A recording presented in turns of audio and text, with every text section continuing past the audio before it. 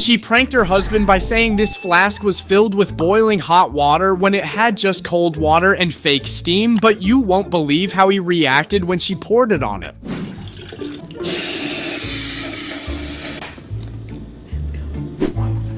That's not my parlay. Hey, go with me. Damn. Hey, go with me. I was like, baby, what are you doing? Why you gonna do this in the kitchen? Because What was doing in the kitchen? Yeah, I know, but I just wanted you Okay, to help me. Hold Okay, it. that's hot.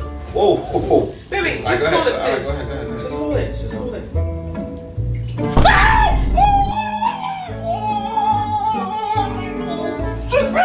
Oh!